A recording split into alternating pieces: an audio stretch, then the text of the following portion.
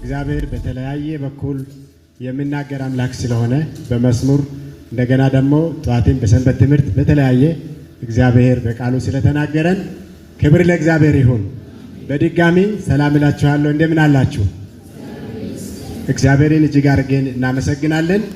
እኔም የእግዚአብሔር ፍቃድ ሆኖ ዛሬ ከእናንተ ጋር የእግዚአብሔርን ቃል ለመካፈል እድል ስላገኘው እግዚአብሔርን እጅግ አድርጌ አመሰግናለሁ። ሁልጊዜ እግዚአብሔር ያሰበ ነው የሚሆነውና ዛሬ እግዚአብሔር ለኛ ያሰበ ቃል አለ። አሜን። ታምናላችሁ በዚህ? አዎ፣ እኔ በዚህ ስለሚያምን ነው እና ያንን ስላመቻቸልን እግዚአብሔርን እናመሰግናለን። እኛ ለመስማት መዘጋጀት አለብን። መጀመሪያ ላይ የተነበበልንን የእግዚአብሔር ቃል በማንበብ ጸሎት አድርገን ወደ ቃሉ እንሄዳለን። የሐዋርያት ሥራ ምዕራፍ 1 ቁጥር 4 እና ቁጥር 5 አንድ ላይ እንድናነብ እፈልጋለሁ። ወደዛ እንድትሄዱ እፈልጋለሁ። የሐዋርያት ሥራ ምዕራፍ 1 ቁጥር 4 እና 5 በዲቫይዝም ይሁን በመጽሐፍ ቅዱስ የያዛችሁ ሁላችሁ ወደዛ ክፍል እንድንሄድና አብረን እንድናነብ እፈልጋለሁ። እንደዚህ ይላል። ከእነርሱም ጋር በማዕድ ተቀምጦ ሳለ እንዲህ ሲል አዘዛቸው፣ ከኢየሩሳሌም አትውጡ፣ ነገር ግን እኔ ስናገር የሰማችሁትን አብ የሰጠውን ተስፋ ጠብቁ። ዮሐንስ በውሃ አጠምቆ ነበረና እናንተ ግን ከጥቂት ቀን በኋላ በመንፈስ ቅዱስ ትጠመቃላችሁ አለ ይላል። እግዚአብሔር ይመስገን።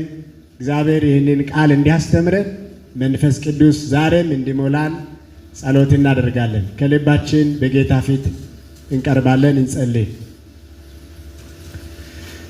ቅዱስና ኃያል የዘላለም አምላክ እግዚአብሔር ሆይ እናመሰግናለን፣ ከፍ ከፍ እናደርጋለን። በዚህን ሰዓት ቃልን ስንከፍት ልባችንን ደግሞ አንተ እንድትከፍት አእምሯችን ሐሳባችንን ሁሉ እንድትከፍት ከአንተ መስማት እንድንችል አንተ እርዳን። የሚለውጥ የሚያድስ ቃልን አንተ ስጠን። ደግሞ ጌታ ሆይ በሰጠን ተስፋ መሰረት በመንፈስ ቅዱስ ኃይልም እንድታጠምቀን ጸልያለሁ። እኛ ዝቅ እንበል፣ አንተ ከፍ ይበል። እኔ ጌታ ሆይ ዝቅ እላለሁ፣ አንተ ከፍ ይበል።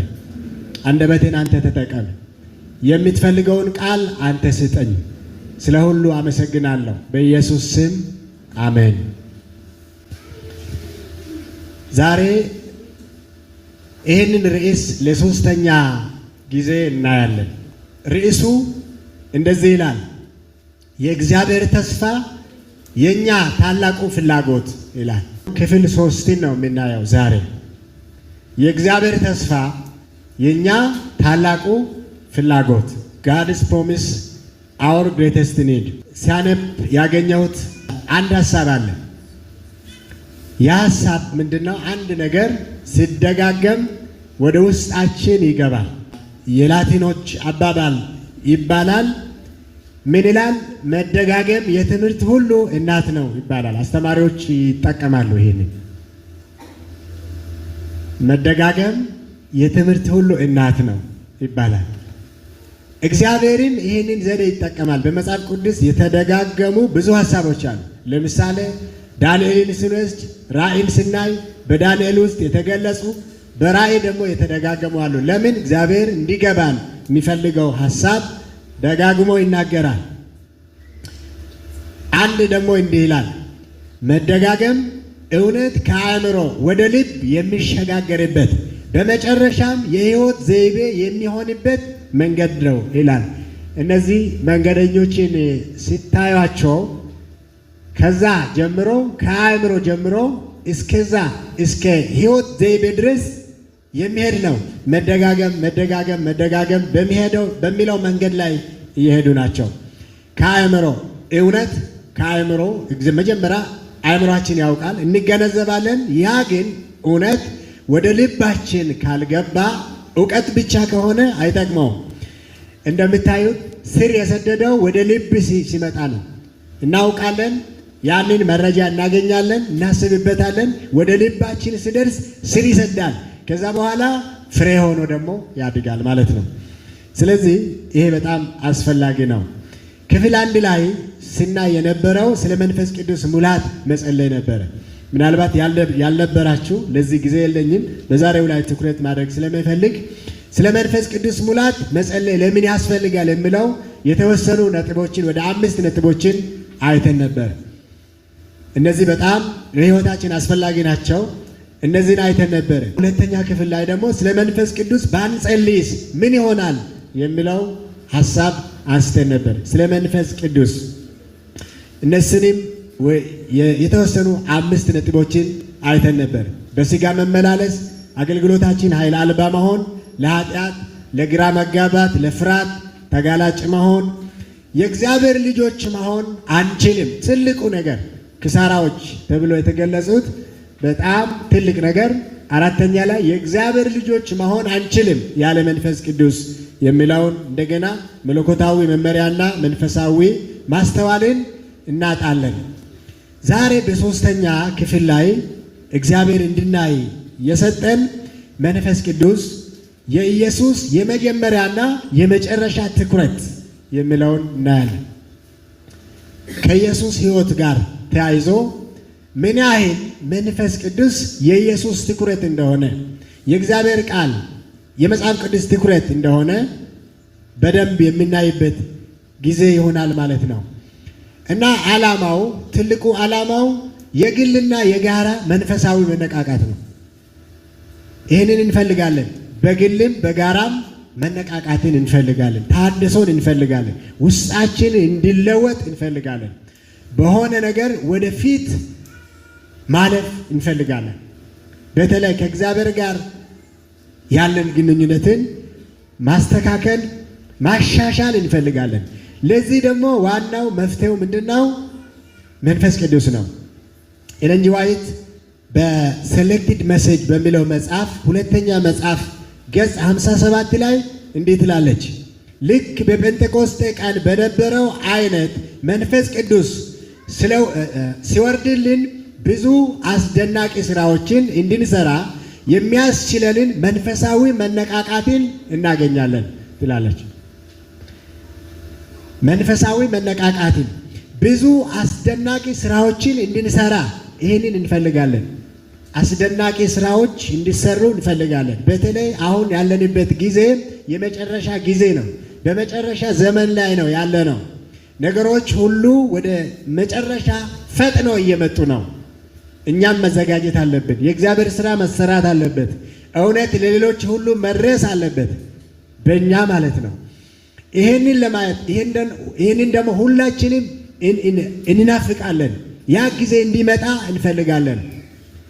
ለዚህ ግን ዋናው ትልቁ ነገር ይህንን ማድረግ የሚችለው ልክ እንደ ጴንጤቆስጤ ቀን በነበረው አይነት መንፈስ ቅዱስ ሲወርድ ነው ትላለች። ሌላ ለዚህ በረከት መንፈስ ቅዱስ ደግሞ እንዲወርድ በዛው መጽሐፍ መጀመሪያው መጽሐፍ ላይ ገጽ 121 ላይ መንፈሳዊ መነቃቃት የምናገኘው በጸሎት መልስ በኩል ብቻ ነው። 4 ነጥብ። ይህ በጣም እንድናስብበት ፈልጋለሁ። መንፈሳዊ መነቃቃት፣ መንፈሳዊ ለውጥ የሚመጡት በጸሎት መልስ በኩል ብቻ ነው። ካልጸለየን መነቃቃት አይመጣም፣ ለውጥ አይመጣም በሕይወታችን ውስጥ። ስለዚህ ይህንንም በጸሎት እንድንከታተል እግዚአብሔር እርዳን። መጨረሻ ላይም ልዩ ጸሎት እናደርጋለን። በግላችን በጌታ ፊት ለጸሎት እንቀርባለን። ይህንን ካለን በኋላ መንፈስ ቅዱስ የኢየሱስ የመጀመሪያና የመጨረሻ ትኩረት የሚለውን ስናይ የኢየሱስ የመጀመሪያም የመጨረሻም በምድር ላይ በቆይታው በመንፈስ ቅዱስ ላይ ትኩረት ሲያደርግ ነበር። ይህንን ስናይ ወደ የተወሰኑ ነጥቦች ወይ ደግሞ የተወሰኑ ነጥቦችን ማንሳት ፈልጋለሁ። 5 የሆኑ ነጥቦችን መጀመሪያ ላይ አንደኛ መንፈስ ቅዱስ በፍጥረት ሁሉ መጀመሪያ ነበር።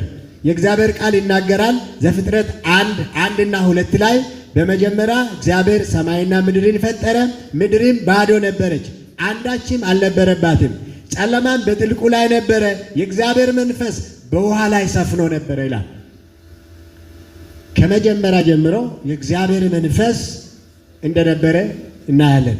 ይህንን መጀመሪያ እግዚአብሔር የሚለው መጽሐፍ ቅዱስ ሲገልጽ ኤሎሂም ይላል። በዕብራይስጥ ቋንቋ ኤሎሂም ይላል። በአዲሱ መደበኛ ትርጉምም በቅንፍ ውስጥ ኤሎሂም ይላል። ኤሎሂም ማለት ከአንድ በላይ ነው፣ ከአንድ በላይ ነው፣ ፕሉራል ነው። የእግዚአብሔር መንፈስ ይላል።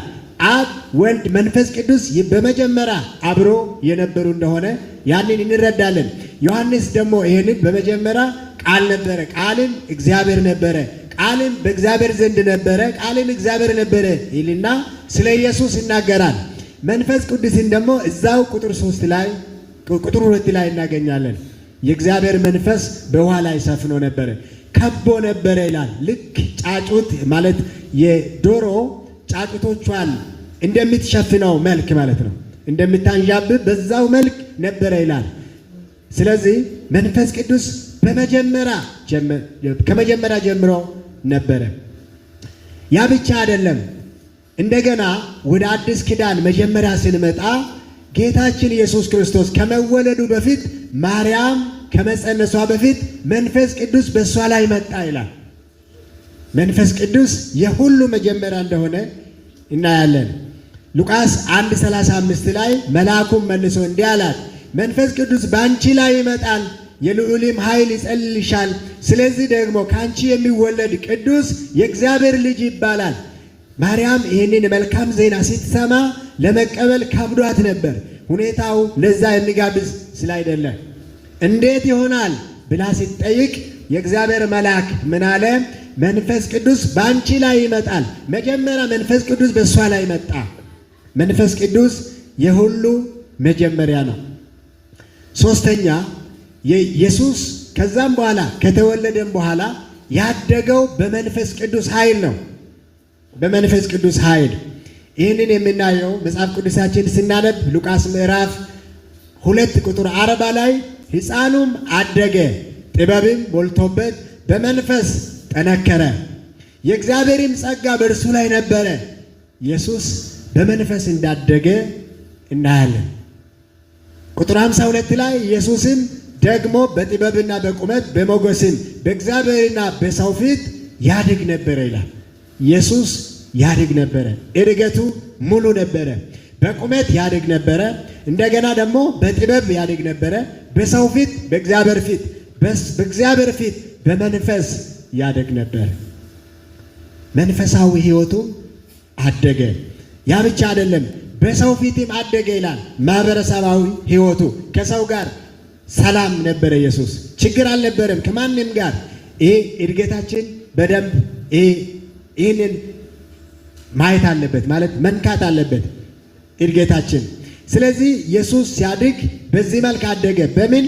በመንፈስ ቅዱስ ኃይል ማለት ነው።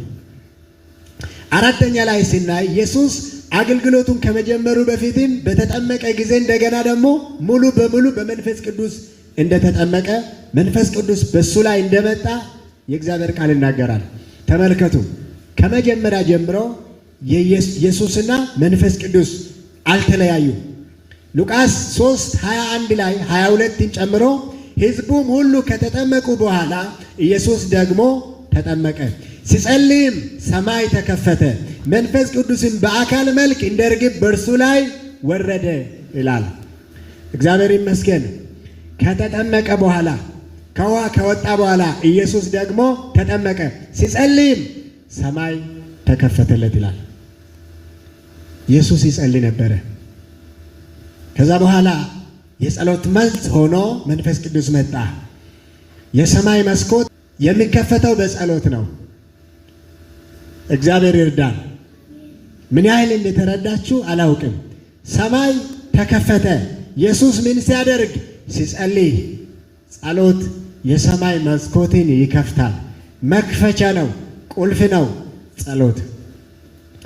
አዎ ቤታችንን በቁልፍ እንጠቀማለን። ማለት የቤታችን ቁልፍ ቤታችን ለመክፈት እንጠቀማለን።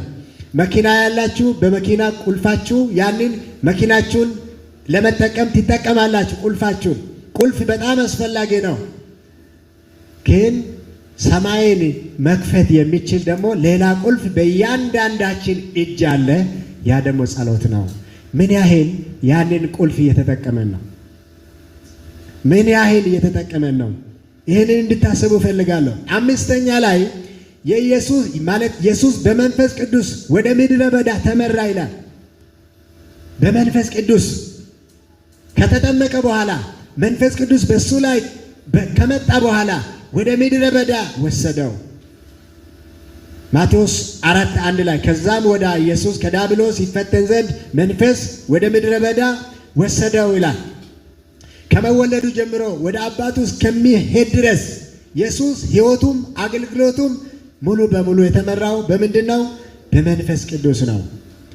እንደዚህ ይላል የሐዋርያት ሥራ ምዕራፍ 10 ቁጥር 38 ላይ እግዚአብሔር የናዝሬቱ ኢየሱስን በመንፈስ ቅዱስ በኃይልም ቀባው ይላል። በሌላ አይደለም። የኢየሱስ ኃይል ሌላ አይደለም። ምስጢሩ ሌላ አይደለም። እኔ ብዙ ጊዜ የእግዚአብሔር ልጅ ስለሆነ ብዬ እያሰብኩ ነበረ። ያንን መከራ ሁሉ የተቋቋመው ኢየሱስ ያንን ሁሉ የቻለው በምድር ላይ ያለ ኃጢአት ያሳለፈው የኖረው ከሰማይ ስለመጣ የእግዚአብሔር ልጅ ስለሆነ ሲመስለኝ ነበረ። አይደለም። የተረዳሁት እሱን ነው። ያንን ቲቶ ነው የመጣው። ያንን ቲቶ ሰው ሆኖ በነገር ሁሉ እንደኛ ሆኖ መጣ ይላል። ቲቶ መጣ። በምድር ላይ ሙሉ በሙሉ በአባቱ ላይ በጸሎት በመንፈስ ቅዱስ ኃይል ላይ ተደግፎ ነው እንጂ ከሰማይ ስለመጣ አይደለም። አንድ ቦታ ስናገር ይህንን እነግራችኋለሁ። በምድር ሳላችሁ መከራ አለባችሁ፣ ነገር ግን አይዛችሁ እኔ ዓለምን አሸንፋለሁ ያለው ኢየሱስ በምንድን ነው? በእግዚአብሔር መንፈስ በእግዚአብሔር ኃይል ሙሉ በሙሉ በእርሱ ላይ በመደገፍ ነው እንጂ ከሰማይ ስለመጣ አይደለም። እንደዛ ቢሆን ለካ እኛ ሙሉ በሙሉ ድል ማድረግ አንችልም ነበር፣ ኃጢአትን ማሸነፍ አንችልም ነበር ማለት ነው። ለምን? እሱ ሥጋ ሆኖ ነው። በኃጢአት በስተቀር በነገር ሁሉ እንደኛ ሆነ የሚል የእግዚአብሔር ቃል እውነት ነው። እንደኛ ሆነ። በጸሎት ላይ ተደገፈ። በመንፈስ ቅዱስ ላይ አብ ኢየሱስን በመንፈስ በኃይል ቀባው። እርሱም መልካም እያደረገ ለዲያብሎስም የተገዙትን ሁሉ እየፈወሰ ዞረ። እግዚአብሔርም ከእርሱ ጋር ነበር። ይሄ ነው። እግዚአብሔር ከእርሱ ጋር ነበር። መንፈስ ቅዱስ ከእርሱ ጋር ነበር። መልካም እያደረገ ለዲያብሎስ የተገዙትን ሁሉ እየፈወሰ ኖረ። ራሱ ኢየሱስ ደግሞ ሲናገር የጌታ መንፈስ በእኔ ላይ ነው አለ። አያችሁ፣ የኢየሱስ አገልግሎት የኢየሱስ ሕይወት ምን ያህል ከመንፈስ ቅዱስ ጋር የተያዘ የተቆራኘ እንደሆነ። ለድሆች ወንጌልን ይሰብክ ዘንድ ቀብቶኛልና፣ ለታሰሩትም መፈታትን፣ ለዕውሮችም ማየትን ይሰብክ ዘንድ፣ የተጠቁትንም ነፃ አውጣ ዘንድ፣ የተወደደችውንም የጌታን ዓመት ይሰብክ ዘንድ ልኮኛል ይላል። የጌታ መንፈስ በእኔ ላይ ነው አለ። እነዚህ ስራዎች ያለ መንፈስ ቅዱስ የሚሰሩ አይደሉም። የታሰሩት እንዲፈቱ፣ ዕውሮች እንዲያዩ፣ እነዚህ ሁሉ በመንፈስ ቅዱስ ኃይል ነው የሰራው ኢየሱስ። ዋናው እንግዲህ ወደኛ እንምጣና በዚህ ወደ ማጠቃለያ እናመጣለን። የኢየሱስ የመጨረሻ ንግግር ስናይ ከደቀ መዛሙርቶቹ ሲለይ ኢየሱስ አንድ የተናገረው ሐሳብ ነበር። ያ የሚገኘው የሐዋርያት ሥራ ምዕራፍ 1 ላይ ነው። እንግዲህ አንድ ሰው በጣም አስፈላጊ፣ ማንም ሰው ከኛ የሚለይ ሰው ምናልባት በተለያየ ሊለይ ይችላል። ሰው በሞት ሊለይ ይችላል። አጋጣሚ ሆኖ እድለኛ የሆኑ ከመሞታቸው በፊት መሞታቸውን ያወቁ አባቶች ለልጆቻቸው መልእክት ያስተላልፋሉ። የገጠማቸው ይኖራል ብዬ አስባለሁ። መልእክት ያስተላልፋሉ። ልጆቼ እንዲሁን እንዲሁን፣ እንደውም መጀመሪያ ንብረትም እንኳን ተናዞ የሚያርፉ አሉ። ያንን ተናግሮ ካረፉ በኋላ እነዛ ልጆቻቸው ያንን መልእክት በትክክል እንደ አደራ ይቀበላሉ፣ ተግባራዊ ያደርጋሉ። አንድ ሰው ሲለይ የሚናገረው ቃል በጣም ወሳኝ ነው። በጣም ወሳኝ ነው። ኢየሱስ ከደቀ መዛሙርቱ ሲለይ ምን ነገራቸው? ምን አላቸው ብለን ስናስብ የሐዋርያት ሥራ ምዕራፍ 1 ቁጥር 4፣ 5 ቅድም ስንናነብ እንደነበረው ይህንን እናገኛለን። ከእነርሱም ጋር አብሮ ሳለ በኢየሩሳሌም እንዳይወጡ አዘዛቸው፣ ትእዛዝ ሰጣቸው። ትእዛዙ ምንድን ነው? ከኢየሩሳሌም አትውጡ፣ ነገር ግን ከኔ የሰማችሁትን አብ የሰጠውን የተስፋ ቃል ምን አድርጉ? ከኔ ጋር ናችሁ? ከኔ ጋር ናችሁ? አብ የሰጠውን የተስፋ ቃል ምን አድርጉ አለ? ጠብቁ አላቸው። ጠብቁ። አብ የሰጠውን የተስፋ ቃል ጠብቁ።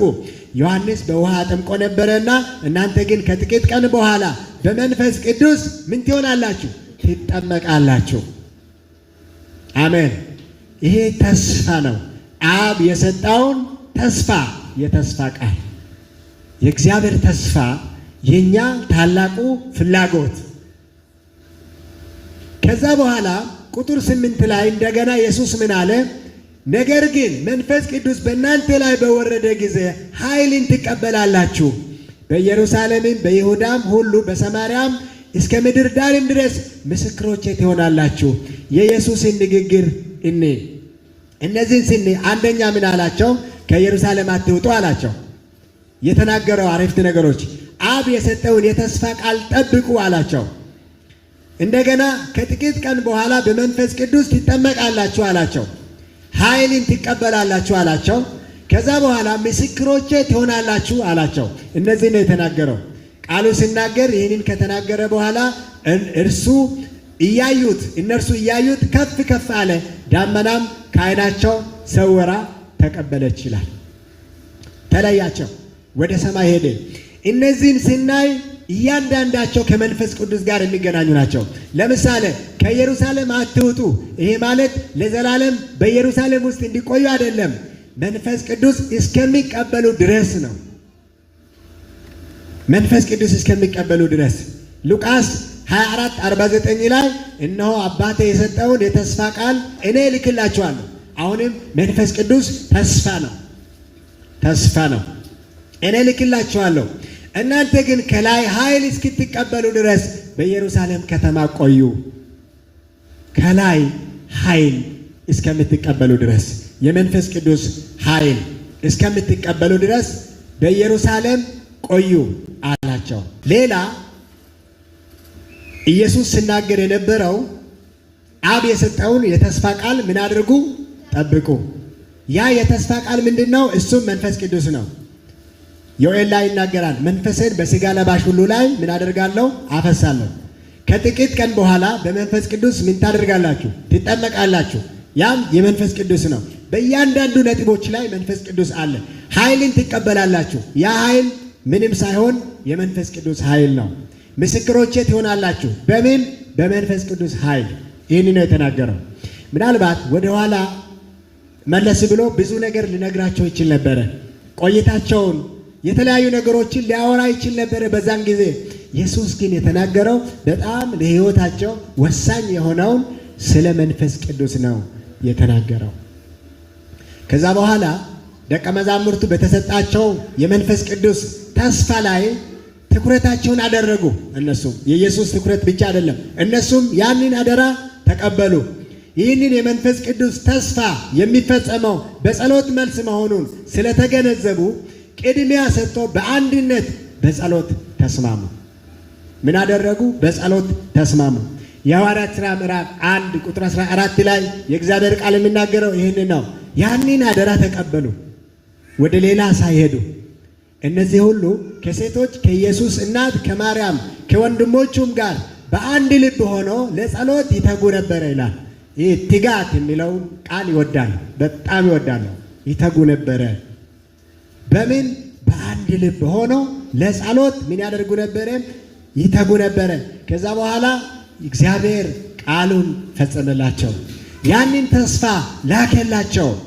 በ10ኛው ቀን የሐዋርያት ሥራ ምዕራፍ 2 ቁጥር 1 እስከ 4 ስናነብ ያንን እናያለን። ሁሉም በአንድ ልብ ሆኖ አብረው ሳሉ ይላል። ተመልከቱ፣ አንድ ልብ ያስፈልጋል። ያ ተስፋ እንዲመጣ አንድ ልብ ያስፈልጋል። አብሮ ሳሉ ይላል። ከዛ በኋላ ድንገት እንደሚነጥቅ አውሎ ንፋስ ከሰማይ ድምፅ መጣ፣ ተቀምጦ በነበሩበትም ቤት ሁሉ ሞላ። እንደ እሳትም የተከፋፈለ ልሳኖች ታዩአቸው፣ በእያንዳንዳቸውም ላይ ተቀመጡባቸው። በሁሉም መንፈስ ቅዱስ ሞላቸው ይላል፣ ሞላባቸው። እዚህ ስፍራ የምናየው የእግዚአብሔር ተስፋ ለሁሉም ነው፣ ለተወሰኑ አይደለም። በእኛ ዘመን የተወሰኑ ሰዎች ይሞላሉ፣ ያገኛሉ፣ ይቀባሉ ተብሎ ይታሰባል። ሌሎቹ ተመልካቾች ናቸው። እንደዚህ አይነት አይደለም የጌታችን የኢየሱስ ክርስቶስ ተስፋ። በሁሉም ላይ መጣ ይላል። በሁሉም ላይ መጣ። በሥጋ ለባሽ ሁሉ ላይ መንፈሴን እልካለሁ ብሎ የተናገረው በሁሉም ላይ፣ ሁላቸውም በመንፈስ ቅዱስ ተሞሉ። ከዛ በኋላ ታሪካቸው ተለወጠ። ያንን ተስፋ ምን አደረጉ?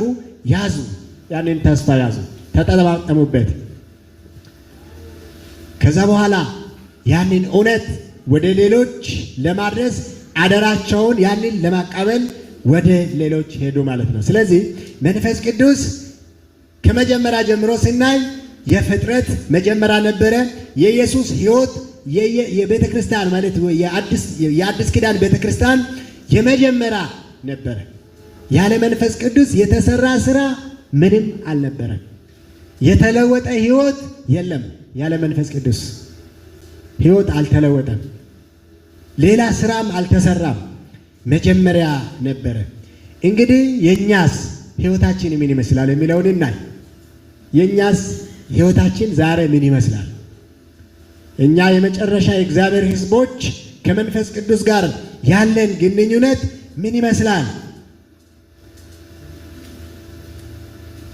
በእኛ ዘመን ያለውን ሁኔታ የተገነዘቡ ጻፊዎች እንደገናም የመንፈስ ቅዱስ ኃይል በኤለን ጂ ዋይት የተሰጠን መልእክት ይህንን የሚናገራለን። እንደገና ደግሞ የእኛም ደግሞ የሕይወት ፍሬ የሚናገረው ነገር ይኖራል። የተወሰኑ ነጥቦችን አነሳለሁ። አንድ ጻፊ ይሄ ጆን ማገር የሚባል ጻፊ እንደ ብሎ ተናገረ። መንፈስ ቅዱስ በስነ መለኮት ትምህርት ውስጥ በብዙም ሆነ በጥቂቱ እንደ እንጀራ ልጅ ተቆጥሯል ብሎ ጻፈ። ተመልከቱ። እንደምን ልጅ? እንደ እንጀራ ልጅ መንፈስ ቅዱስ የት? በስነ መለኮት ትምህርት ውስጥ ይላል። በእኛ ዘመን እንጀራ ልጅ ማለት አንዲት እናት ከሞተች ያ አባት ሌላ እናት ሌላ ሚስት ያገባል። ከዛ በኋላ ያ ልጅ ወይ ደግሞ ያቺ ልጅ የእንጀራ እናት የእንጀራ ልጅ ትባላለች። እናቷ መጀመሪያ ራሷ የወለደችውን ለዛ ለልጇ ትኩረት ስለምታደርግ ያኛው ሰከንደሪ ናት ማለት ነው፣ ወይ ደግሞ ሰከንደሪ ነው። ያንን የራሷን ልጅ ካስቀደመች በኋላ ነው ያንን ማገልገል የምትችለው። እሷም የተባረከች ከሆነች ነው። የተባረከች ከሆነ ከቤትም የሚያባረሩ አሉ፣ ከቤትም የሚያባረሩ አሉ። ስለዚህ በእኛ ዘመን በመንፈስ ቅዱስ ላይ ያለው ትኩረት በጣም የወደቀ የወረደ ሆኗል።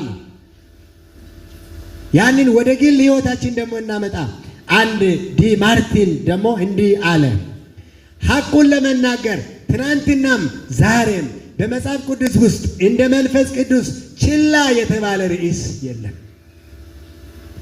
መንፈስ ቅዱስ ችላ ተብሏል። በእኛ ዘመን ችላ ተብሏል። የመጀመሪያ የነበረው የትንሣኤ መጀመሪያ የነበረው የፍጥረታት ሁሉ መጀመሪያ የነበረው የደቀ መዛሙርቶች የመለወጥ ምክንያት የሆነው መንፈስ ቅዱስ ዛሬ ምን ሆኗል?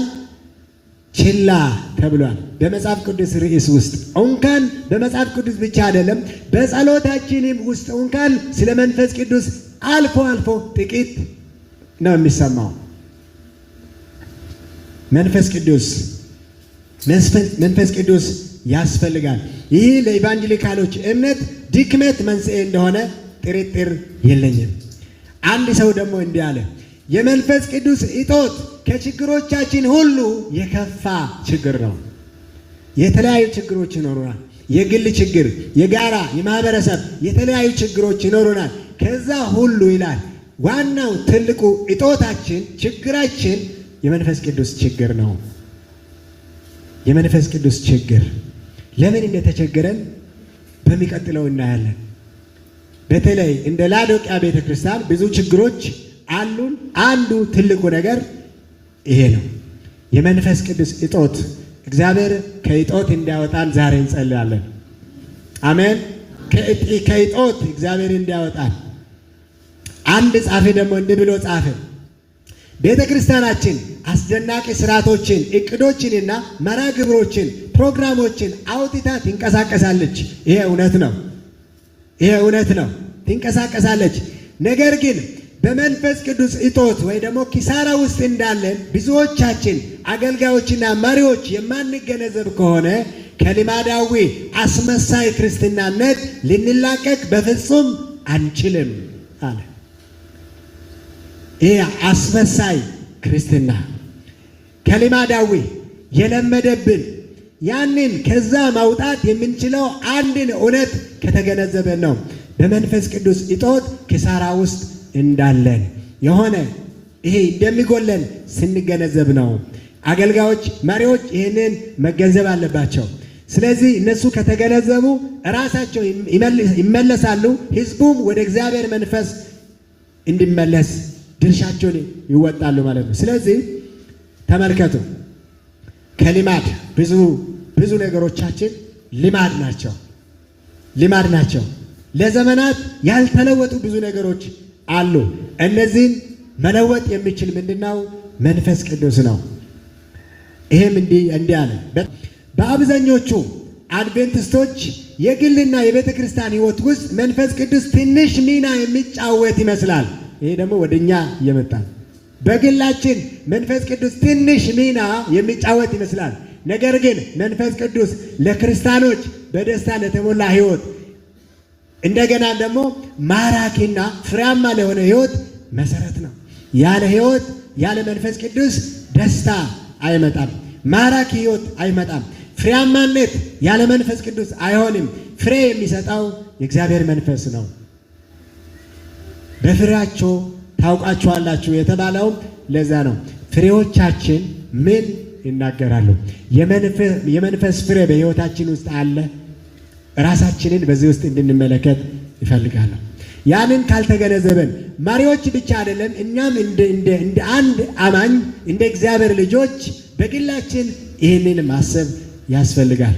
መንፈስ ቅዱስ ለክርስቲያኖች በደስታ ለተሞላ ህይወት ለፍሬያማነት ወሳኝ ነው። ይህ በጣም አስደነገጠኝ። ይህንን ጽሑፍ ሲያነብ እንዲህ አለ። ቶዘር የሚባል ሰው ዛሬ ያለ መንፈስ ቅዱስ ከቤተ ክርስቲያናችን ቢወሰድም እንኳ አሁን ከምንሰጣቸው አገልግሎቶች 95% እንዳለ ይቀጥል ነበረ።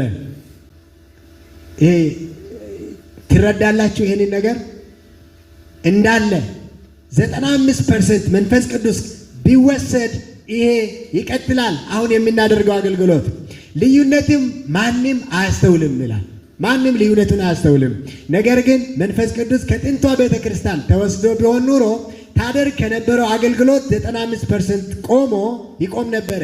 ልዩነቱም ሁሉም ይገነዘባል፣ ሁሉም ይረዳል። ይሄ ማለት ምን ማለት ነው? ሙሉ በሙሉ ስራቸውን የሚቆጣጠረው መሪያቸው መንፈስ ቅዱስ ነው። ዛሬ ግን እኛ በልማድ እየተመራን ነው። በእውቀት ምናልባት በራሳችን ስትራቴጂ ነንድፈን እንሄዳለን። እነዛ ሁሉ መልካም ናቸው። መንፈስ ቅዱስ ካልቀደመ ግን አይሆንም።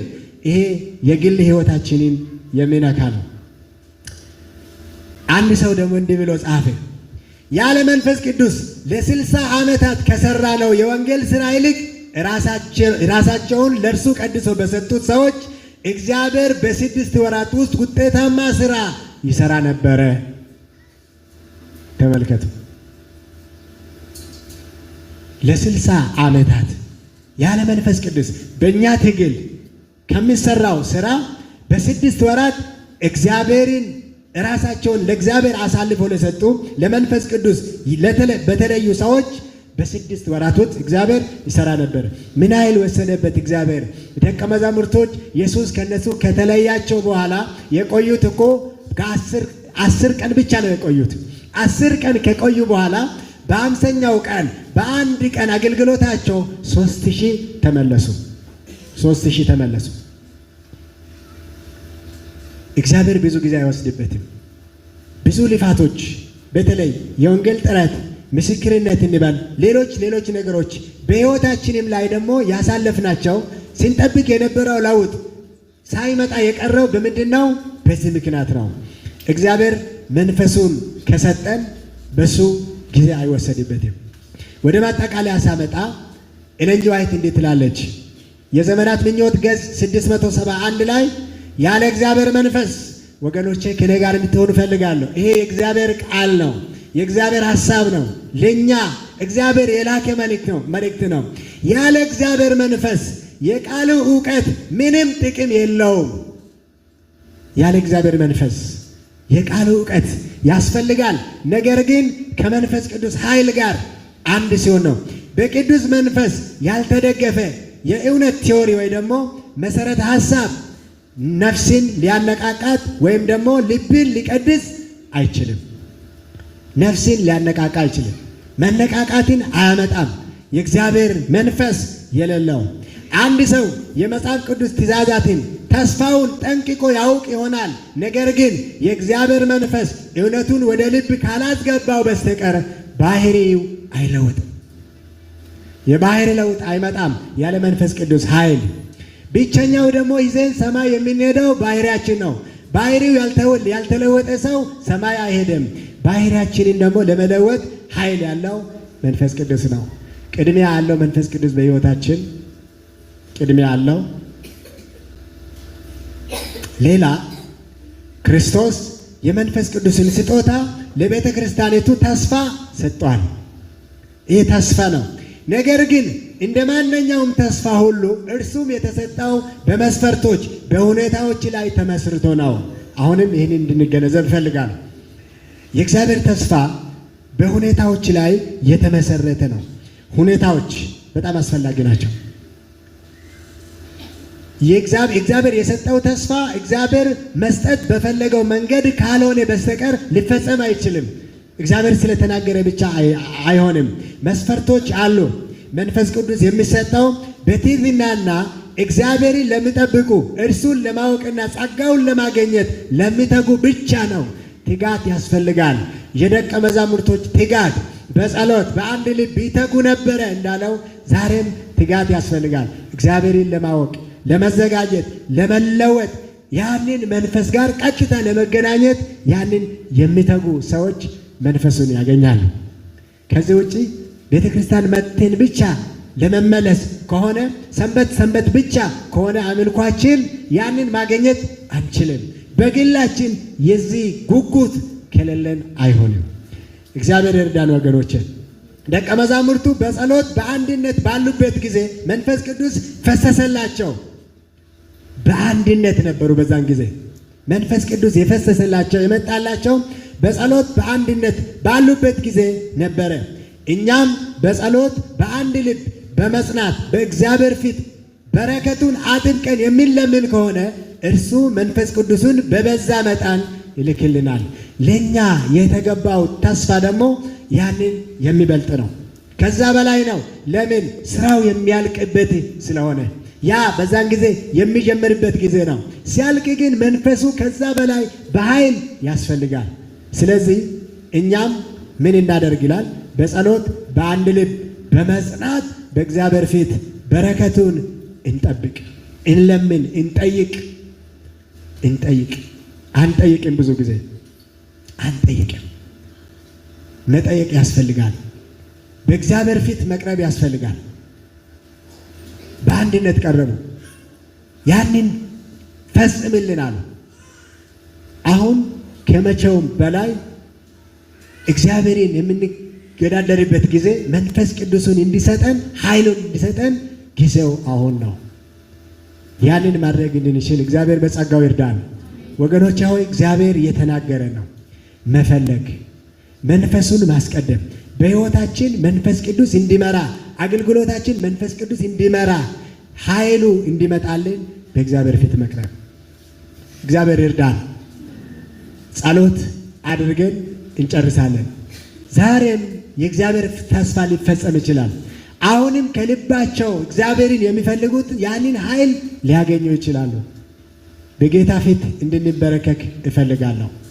በግላችን ለአንድ ደቂቃ ይህንን እንድናስብ፣ ጌታ ሆይ መንፈስን ስጠን ብለን እንድንጸልይ። ለምን? ጸልዩ ይሰጣችኋል ስላለ ቃሉ። ከዛ በኋላ ሀብታሙን ይጋብዛለሁ ወደዚህ መጥቶ ልዩ ጸሎት እንዲያደርግልን ለዚህ እውነት እስቲ በጌታ ፊት እንሁን። ባዶ ሆነን ለዘመናት ኖረናል። መንፈሱ ይንካን። እንጸልይ። እግዚአብሔር አምላካችን አባታችን ሆይ ስለዚህ ልዩ የሰንበት ዕለት ስለ በረከት እናመሰግናለን። በሕይወታችን ላይ ይህን የተቀደሰ ዕለት ጨምረህ ስምን እንድንጠራ እንድናመልክህ ከቃልም እንድንማር ተስፋንም እንድናስታውስ ስለሰበሰብከን ስለተናገርከን እናመሰግናለን። ሕይወታችን እንደተለመደው እንዳይቀጥል የሚያደርግን መልእክት በየዕለቱ በየሳምንቱ ጌታዊ ስለምትልክልን እናመሰግናለን። ይህም ጌታ ሆይ እኛ ስለተገባን አይደለም፣ አስደስተንህም አይደለም፣ ታዘንህም አይደለም፣ ከሌሎችም የተለየን ሆነን አይደለም። ጌታ ሆይ ቅዱስ ሆነን ጻድቅ ሆነንም አይደለም። ነገር ግን ባለንበት ሁኔታ የእኛን ሁኔታ ለመቀየር እንደዚሁ ስለወደድከን መልእክትን፣ ጥንቃቄን፣ ምሪትን ስለምታበዛልን እናመሰግናለን። የዛሬው መልእክት ብዙ ጊዜ የሰማነው ነው። ነገር ግን እንደሰማነው እንደዛው እንድንተው እንደዛውም እንዲያልፍብን አንተ አትፈቅድም፣ አትፈልግም። በተለየ ፍላጎት በአዲስ መነሳሳት ቃል ኪዳንን እንድንጠብቅ እንድናስብ ተስፋንም እንድንጠይቅ አሳስበናል። ይህን ማድረግ የምንችልበት አቅም የለንም፣ ስጋ ለባሾች ነን። ከዚህ ስንወጣ መልእክት ከአይምሯችን እንዳይወጣ በውስጣችን እንድታትመው ጌታዊ እንለምናለን። እግዚአብሔርን የሚፈልግ ልብ ደስ ይበለው። እግዚአብሔርን ፈልጉ ትጸኑም አላችሁ እንደሚል ቃል ሁል ጊዜ ፊቱን ፈልጉ እንደሚል ጌታ አምላክ ሆይ አንተን መፈለግ አያሳፍርም። በየዕለቱ ጌታ ሆይ አንተን መጽናት፣ አንተን በአንተ ፊት መጽናት፣ አንተን መፈለግ እንድንችል እንድትረዳን እንለምናለን። ይህንን አይነት ህይወት እንድንኖር ጌታዊ የሥጋ ኃይልን አይደለም የሰጠህን፣ በእኛም በሆነ ኃይል አይደለም። የክርስትናን ህይወት እንድንኖር የሰጠህን መለኮታዊ ኃይልን ነው፣ በራሳችን አይሆንም። ያንን ኃይልን እንድትልክልን እንድታነቃቃን ዕለት ዕለት ጌታ ሆይ የመንፈስ ቅዱስ ጤዛ በየማለዳው እንዲያገኘን እንለምናለን። በቃልህ እንደተገለጸው አባት ሆይ በኋለኛው ዝናብ ጊዜ ከእግዚአብሔር ዘንድ ዝናብን ለምኑ፣ እግዚአብሔር መብረቅ ያደርጋል፣ ለእያንዳንዱም በሜዳ ውስጥ ሳርን ይሰጣል እንደሚል ህይወትን የሚቀይረው የደረቀውን የሚያለመልመውን ጌታ አምላክ ሆይ ታላቅ ሰራዊት አድርጎ የሚያቆመውን ያንን መንፈስ ቅዱስ እንድትልክልን እንለምናለን። ከልብ ለሚፈልጉ አንተ ታረጋለህ፣ ትሰጣለህ፣ ቃልህ አይዋሽም። ይህንን ከልባችን ከውስጣችን መፈለግ እንድንችል እንድትረዳን እንማጸናለን። ይህን ደግሞ እንዳንፈልግ የሚያደርገን የሚገዳደረን ያንተን ተቃራኒ ከውስጣችን እንድታስወጣ ፍላጎታችን እንድትቀይርልን እንለምናለን። ስለሚቻለ ስለምታደርግልን እናመሰግናለን። በጌታ በኢየሱስ ስም አሜን።